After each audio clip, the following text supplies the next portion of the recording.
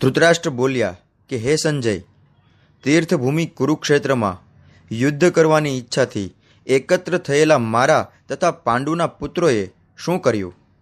સંજય બોલ્યા, હે રાજા, પાંડુપુત્રોની સેનાને વ્યૂહરચનામાં ગોઠવાયેલી જોઈને રાજા દુર્યોધન પોતાના ગુરુ પાસે ગયો અને આ પ્રમાણે વચન કહ્યા. હે આચાર્ય, પાંડુપુત્રોની આ વિશાળ સેનાને જુઓ કે જેની વ્યૂહરચના આપના બુદ્ધિમાન શિષ્ય એવા દ્રુપદ પુત્રે બહુ નિપુણતાથી કરી છે.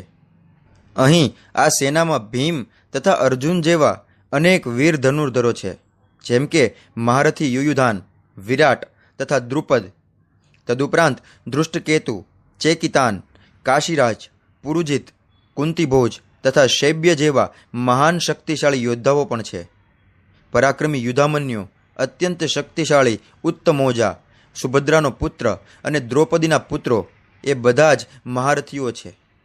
પરંતુ હે બ્રાહ્મણ શ્રેષ્ઠ, તમારી જાણ માટે હું મારી સેનાના તે નાયકો વિશે કહું છું કે જેઓ મારી સેનાને દોરવણી આપવામાં વિશેષ યોગ્ય છે.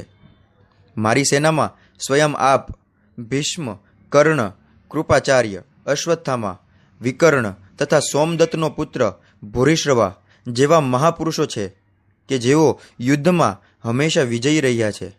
એવા અનેક વીરો પણ છે કે જેઓ મારા માટે પોતાનું જીવન તજવા તત્પર છે. તેઓ વિવિધ પ્રકારના શસ્ત્રોથી સુસજ્જ છે અને યુદ્ધ વિદ્યામાં નિષ્ણાંત છે. આપણું સૈન્યબળ અમાપ છે અને આપણે સૌ પિતામહ ભીષ્મ દ્વારા પૂર્ણપણે રક્ષાયેલા છીએ, જ્યારે પાંડવોનું સૈન્યબળ ભીમ દ્વારા સારી રીતે રક્ષાયેલું હોવા છતાં તે સીમિત છે. માટે સૈન્ય વ્યૂહમાં પોતપોતાના મોખરાના સ્થાનો પર રહીને આપ સૌ પિતામહ ભીષ્મની પૂરેપૂરી સહાયતા અવશ્ય કરશો. ત્યારે કરુવંશના મહાપ્રતાપી વયોવૃદ્ધ વડીલ પિતામહ ભીષ્મે સિંહની ગર્જના જેવો ઘોષ કરનારો પોતાનો શંખ ફૂંકીને ઉચ્ચ સ્વરે શંખનાદ કર્યો, જેનાથી દુર્યોધન બહુ હર્ષ પામ્યો. ત્યાર પછી શંખ, નગારા, તુરાઈ તથા રણશિંગા સહસા એક સાથે વાગવા લાગ્યા, જેનો સંયુક્ત વાદ્યઘોષ બહુ ઘોંઘાટ ભર્યો હતો. બીજી બાજુએ અર્થાત સામા પક્ષે શ્વેત અશ્વો જોડેલા વિશાળ રથમાં બિરાજમાન ભગવાન કૃષ્ણ અને અર્જુને પોતપોતાના દિવ્ય શંખ ફૂંક્યા. ભગવાન કૃષ્ણે પાંચજન્ય નામનો શંખ ફૂંક્યો, અર્જુને દેવદત્ત શંખ તથા અતિમાનુષી કર્મ કરનારા ખાઉધરા ભીમે તેનો પૌંડ નામનો પ્રચંડ શંખ ફૂંક્યો. હે રાજા, કુંતીપુત્ર યુધિષ્ઠિરે પોતાનો અનંત વિજય નામનો શંખ ફૂંક્યો અને નકુળ તથા સહદેવે સુઘોષ તથા મણિપુષ્પક નામના શંખ ફૂંક્યા. મહાન ધનુર્ધર કાશીરાજ, મહાન યોદ્ધા શિખંડી, ધૃષ્ટદ્યુમ્ન, વિરાટ, અપરાજિત સાત્યકી, દ્રુપદ, દ્રૌપદીના પુત્રો તથા અન્ય જેમ કે મહાબાહુ સુભદ્રાપુત્ર વગેરે સૌએ પોતપોતાના શંખ ફૂંક્યા. આકાશ તેમજ પૃથ્વી પર પ્રતિધ્વનિત થતા આ વિભિન્ન ગગનભેદી શંખોના નાદે ધૃતરાષ્ટ્રના પુત્રોના હૃદયોને વિદીર્ણ કર્યા. તે વખતે હનુમાનજીના ચિહ્નથી અંકિત ધ્વજવાળા રથમાં આરૂઢ થયેલા પાંડુપુત્ર અર્જુને પોતાનું ધનુષ્ય ઉઠાવ્યું અને તે બાણ છોડવા તૈયાર થયો. હે રાજન, ધૃતરાષ્ટ્રના પુત્રોને વ્યૂહમાં ગોઠવાયેલા જોઈને અર્જુને પછી ભગવાન શ્રી કૃષ્ણને આ વચન કહ્યા. અર્જુન કહે છે, હે અચ્યુત, કૃપા કરીને મારા રથને બંને સૈન્યોની વચ્ચે ઊભો રાખો કે જેથી અહીં ઉપસ્થિત યુદ્ધ કરવાની ઈચ્છાવાળાઓને અને આ મહાન શસ્ત્ર સંઘર્ષમાં જેમની સાથે મારે લડવાનું છે તેમને હું જોઈ શકું. ધૃતરાષ્ટ્રના દુર્બુદ્ધિવાળા પુત્રને પ્રસન્ન કરવાની ઈચ્છાથી જેઓ અહીં યુદ્ધ કરવા આવ્યા છે તેમનું મને નિરીક્ષણ કરવા દો. સંજય બોલ્યો, હે ભરતવંશી, અર્જુન દ્વારા આ પ્રમાણે સંબોધિત થયેલા ભગવાન કૃષ્ણે બંને પક્ષોના સૈન્યોના મધ્ય ભાગમાં જ તે ઉત્તમ રથને ઊભો રાખ્યો. ભીષ્મ, દ્રોણ તથા વિશ્વભરના અન્ય બધા જ રાજાઓની ઉપસ્થિતિમાં ભગવાને કહ્યું, હે પાર્થ, અહીં એકત્રિત થયેલા આ બધા કરુઓને જો. બંને પક્ષોની સેનાઓની મધ્યમાં ઊભેલા અર્જુને પોતાના કાકાઓ, દાદાઓ, આચાર્યો, મામાઓ, ભાઈઓ, પુત્રો, પૌત્રો, મિત્રો તથા સસરાઓ તેમજ શુભેચ્છકોને જોયા.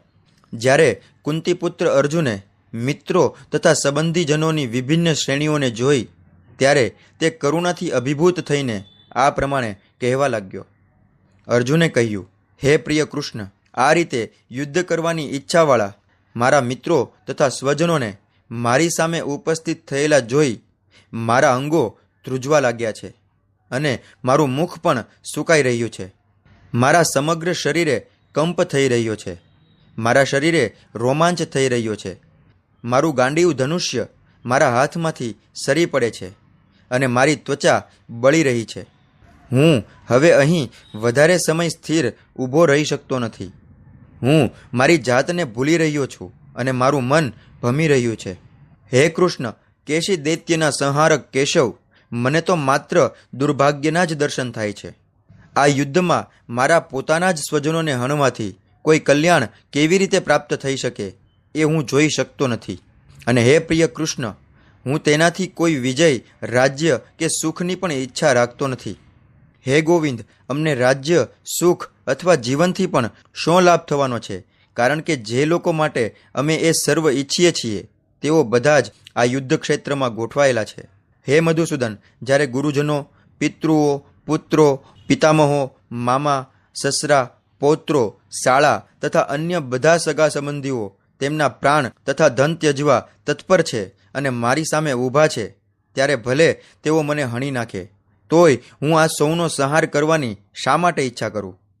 હે જીવ માત્રના પાલનહાર, બદલામાં મને આ પૃથ્વી તો શું પણ ત્રણેય લોકનું રાજ્ય મળે તો પણ આ બધાની સાથે લડવા હું તૈયાર નથી. ધૃતરાષ્ટ્રના પુત્રોને હણીને અમને કઈ પ્રસન્નતા પ્રાપ્ત થવાની છે? જો અમે આવા આતતાઈઓને હણીશું તો અમે પાપમાં જ પડીશું. માટે જ અમે ધૃતરાષ્ટ્રના પુત્રો તથા તેમના મિત્રોનો વધ કરીશું તો તે ઉચિત થશે નહીં. હે લક્ષ્મીપતિ કૃષ્ણ, આનાથી અમને શું લાભ થવાનો છે? અને અમારા જ કુટુંબીજનોને હણીને અમે કેવી રીતે સુખી થઈ શકશું? હે જનાર્દન, લોભને વશ થયેલા મનવાળા આ લોકો જો કે પોતાના પરિવારને હણવામાં કે મિત્રો સાથે લડવામાં કોઈ દોષ જોતા નથી, પણ કુળનો નાશ કરવામાં અપરાધ જોનારા આપણે આવા પાપ કર્મો કરવામાં શા માટે પ્રવૃત્ત થવું જોઈએ? કુળનો નાશ થયે સનાતન કુળ પરંપરા નષ્ટ થઈ જાય છે અને એ રીતે બાકીનું કુટુંબ અધર્મમાં સપડાઈ જાય છે. હે કૃષ્ણ, જ્યારે કુળમાં અધર્મનું પ્રાધાન્ય થાય છે ત્યારે કુળની સ્ત્રીઓ દૂષિત થઈ જાય છે અને સ્ત્રીત્વના પતનથી હે વૃષ્ણવંશી અવાંછિત સંતતિ ઉત્પન્ન થાય છે. અવાંછિત પ્રજાની વૃદ્ધિ થવાથી પરિવાર માટે તથા પારિવારિક પરંપરાઓને નષ્ટ કરનારા એમ બંને માટે નિસંદેહ નારકીય જીવન ઉત્પન્ન થાય છે. આવા પતિત કુટુંબોના પૂર્વજો અધઃપતન પામે છે, કારણ કે તેમને જળ તથા પિંડદાન આપવાની ક્રિયાનો સર્વથા લોપ થઈ જાય છે. જે લોકો પાપ કર્મો વડે કુળ પરંપરાનો નાશ કરે છે અને એ રીતે અવાંછિત સંતતિને જન્મ આપે છે, તેમના દુષ્કર્મોથી સર્વ પ્રકારના સામુદાયિક કાર્યો તથા પારિવારિક કલ્યાણ કાર્યો વિનષ્ટ થઈ જાય છે. હે પ્રજાના પાલનહાર કૃષ્ણ, મેં ગુરુ શિષ્ય પરંપરા દ્વારા સાંભળ્યું છે કે જે લોકો કુળ ધર્મનો નાશ કરે છે તેઓ સદા નરકમાં વાસ કરે છે. અરે, આ તે કેવું આશ્ચર્ય છે કે અમે બધા મોટું પાપ કર્મ કરવા માટે તત્પર થયા છીએ. રાજ્ય સુખ ભોગવવાના લોભવશ થઈને અમે સ્વજનોને જ હણવા તૈયાર થયા છીએ. જો શસ્ત્ર ધારણ કરેલા ધૃતરાષ્ટ્રના પુત્રો નિશસ્ત્ર થયેલા તથા રણભૂમિમાં પ્રતિકાર ન કરનારા એવા મને હણે તો તે મારા માટે શ્રેયસ્કર થશે. સંજય બોલ્યા. રણ મેદાનમાં આ પ્રમાણે કહીને અર્જુને પોતાના ધનુષ્ય તથા બાણ બાજુ પર મૂકી દીધા અને શોક સંતપ્ત મનથી રથના આસન પર બેસી ગયો. આ પ્રમાણે શ્રીમદ ભગવદ્ ગીતાના અર્જુન વિષાદ નામનો આ પ્રથમ અધ્યાય અહીંયા સમાપ્ત થાય છે.